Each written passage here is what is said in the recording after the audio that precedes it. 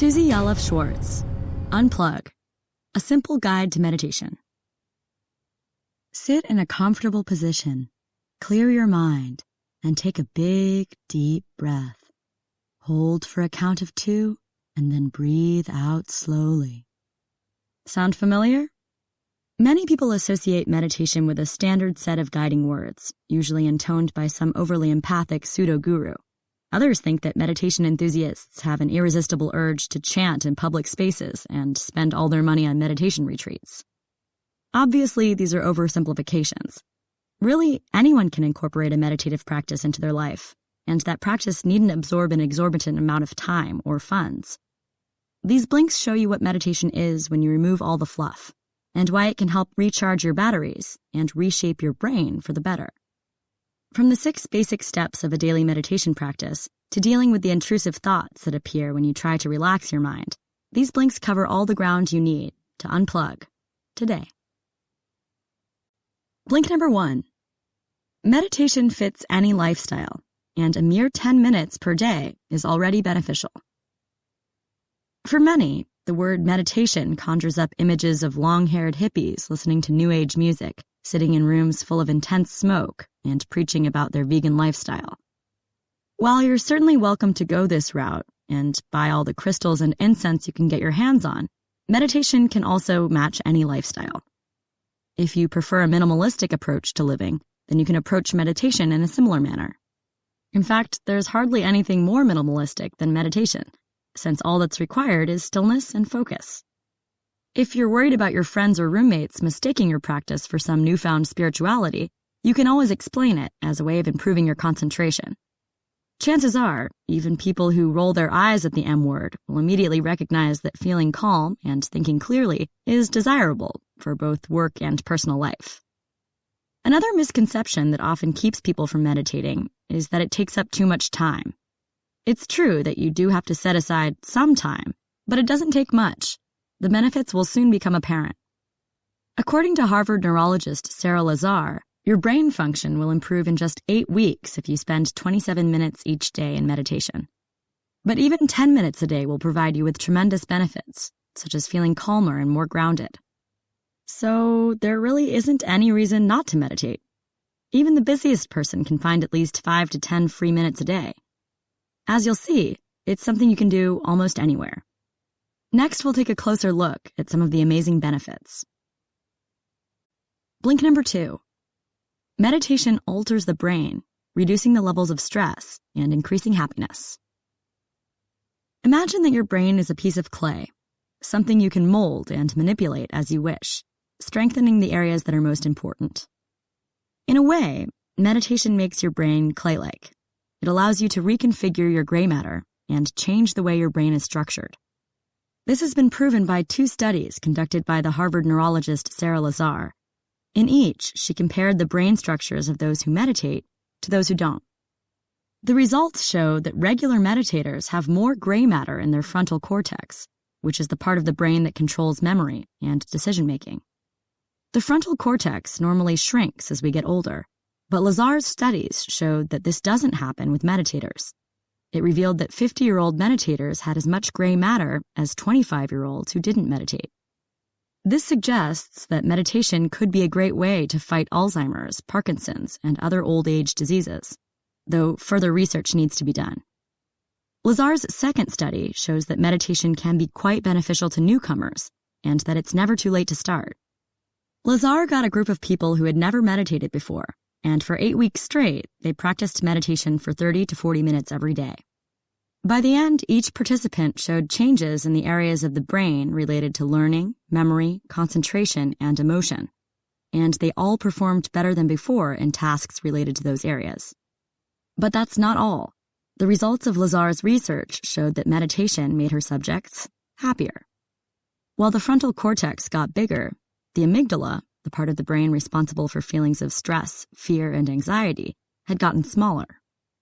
A separate study by the University of California, Davis, has shown that people who meditate also have less cortisol, a hormone that accompanies stress.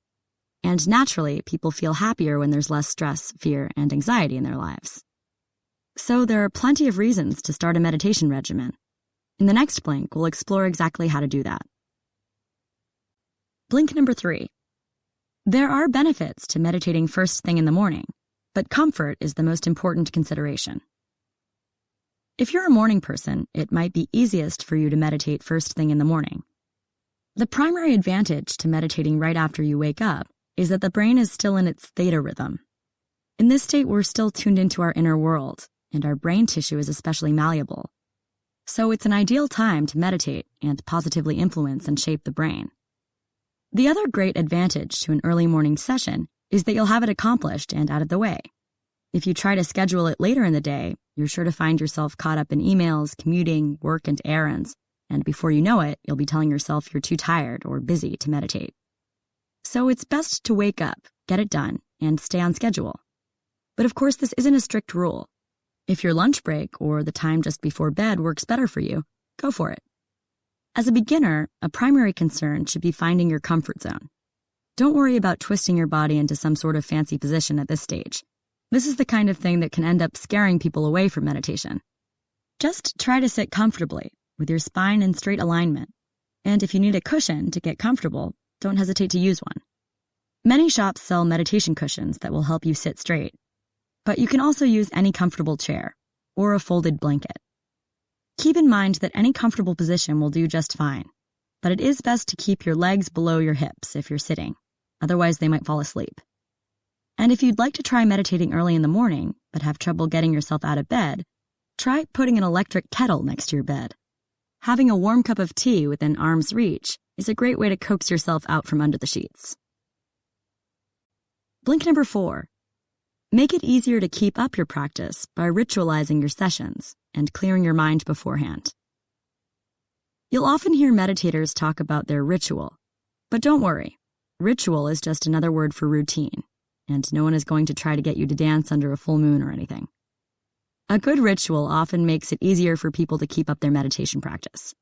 Humans are creatures of habit, and when you program your body to do something at a regular time, it becomes second nature, and you don't have to muster up your motivation each time. Therefore, the first step to building a good meditation habit is finding a regular time for it. If you start meditating first thing in the morning, you can also have your meditation area prepared the night before. You can set up your cushion near your bed, along with any other inspirational objects that might facilitate your sessions, such as a candle or some music. These preparations are helpful in more ways than one. They communicate to your body and mind that this is your ritual, and you intend to meditate first thing in the morning. As you'll discover, this preparation will make it much easier to get up and actually follow through. It's also easier to meditate with a worry-free mind. When starting out, you'll probably find your mind wandering off to what you have planned for the day, or what groceries you need to pick up. To avoid this, follow the brain drain practice from Julia Cameron's book, The Artist's Way. Before you meditate, use pen and paper to jot down everything that is on your mind, and anything that you need to remember for the day ahead. Now you can put the paper aside and rest easy, knowing that your daily concerns won't be neglected. Doing this will help you clear your mind and prime it for a peaceful session. By now you're probably thinking that this is all well and good, but you still don't know what to do while meditating. So let's get into it in the next blink. Blink number 5. Meditation can be broken down into 6 simple steps, and mantras can be a helpful focus point. The world is full of programs built around a number of steps, like the 7-step weight loss program or the 12-step addiction recovery program. Similarly, to get your own meditation program going, we can break things down into 6 simple steps that you can repeat over and over again. The first step, once you've gotten yourself comfortable, is to find a point of focus.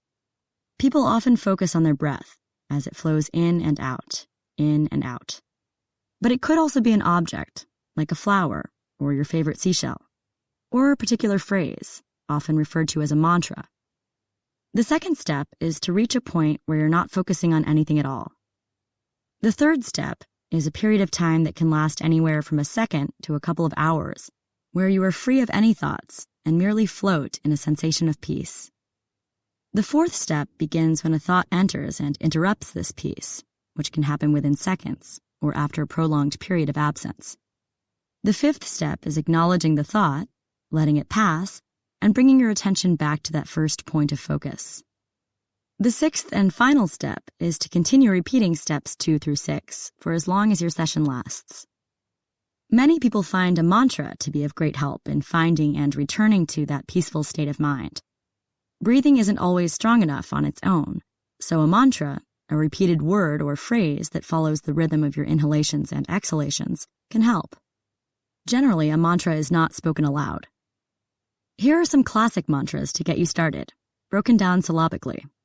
Think of the first syllable as being on the in-breath, and the second syllable on the out-breath. Ah-hum. So-hum. I am. Oh-mm. You can also make your own mantra by coming up with an affirmation. So ask yourself, how do I want to feel?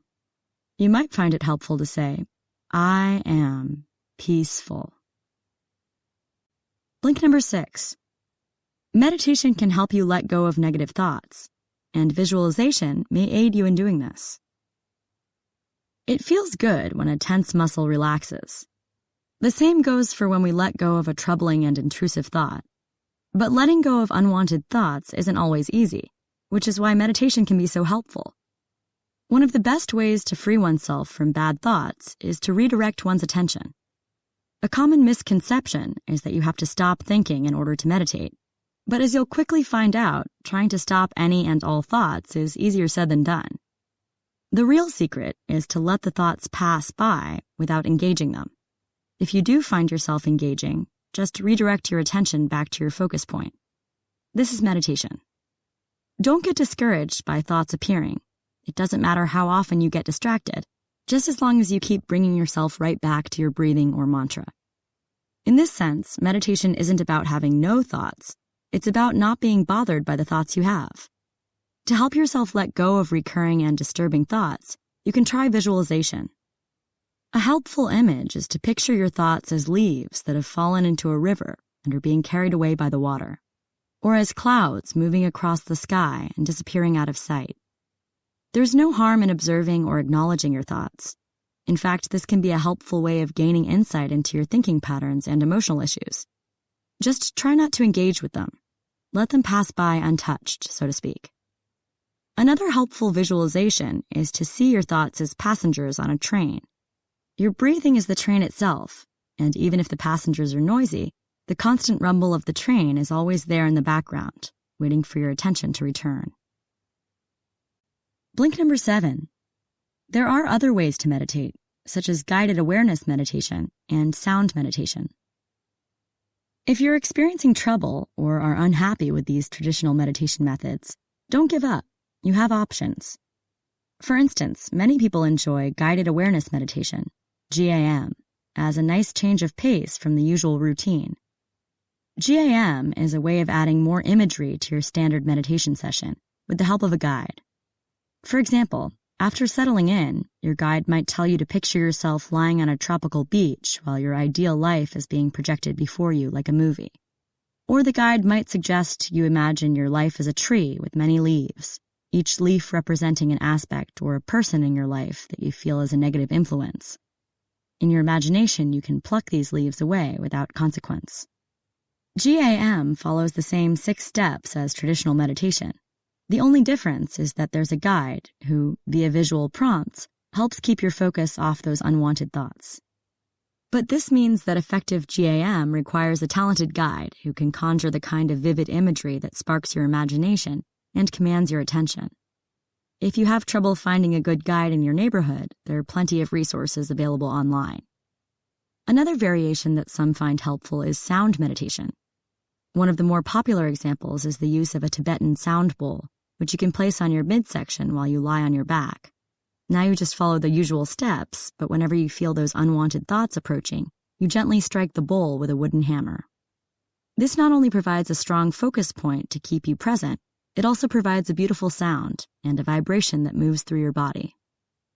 At this point, you have enough knowledge to start a daily meditation session.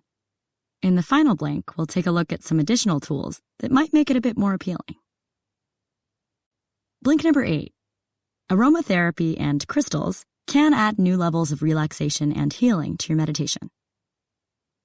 There is no shortage of thingamajigs, knickknacks, and tchotchkes out there to assist you in your meditative journey.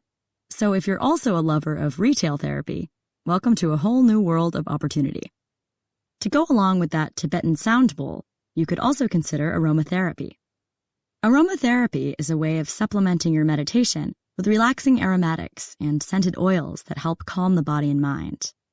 Certain scents can strongly affect the nervous system and instantly trigger emotions related to relaxation and happiness. Lavender, for example, promotes relaxation, while orange extract is good for reducing stress and promoting happiness. Peppermint scent can be used to sharpen your senses, and rose oil is a good way to add some love to the air. Simply rub the essential oils between your palms, lift your hands toward your face, and inhale. The scent of essential oils is so strong, so a little goes a long way, but you may want to repeat this process a few times during your meditation. Crystals are another common addition to meditation. According to the author, they can bring a healing element to your session, and while they don't have any magical powers, you can take advantage of the powerful frequencies they emit. This is the quality that makes them useful for laser and watch technologies. The author recommends that when searching for a crystal, you shouldn't overthink it. Simply trust your instincts and pick whichever one appeals to you. Once you've brought it home, you can go online and read about the qualities your type of crystal possesses, and chances are you'll understand why you were drawn to it. Some examples of potential benefits that the author mentions are that rose quartz helps in the area of love, amethysts can help soothe the body and mind, carnelian crystals promote happiness, and pyrite is good for career success. During meditation, you can hold your crystal in your hand, place it on your body while lying down, or use it as the focus point of your meditation, noticing its unique shape, feel, texture, and temperature. There are a great many tools to help you get the most out of meditation, but remember, the main thing is just to sit down and do it. You've just heard The Blinks to Unplug by Susie Yellof Schwartz. The key message in this book is that meditation isn't some weird spiritual practice. It's a very practical tool to help promote a calmer, more focused, and more productive life. And it doesn't require any severe lifestyle changes. All it takes is 10 minutes every day, and before long, you'll be noticing the rewards. Here's some advice you can take action on. Try this quick meditation when you're feeling stressed. Take 7 slow breaths, inhaling through the nose and exhaling through the nose. Then another 7 slower breaths, inhaling through the nose and exhaling through the mouth. Then a final, very slow 7 breaths, inhaling through the mouth and exhaling through the mouth. If you have any feedback, we'd love to hear what you think. Just drop an email to remember@blinkist.com.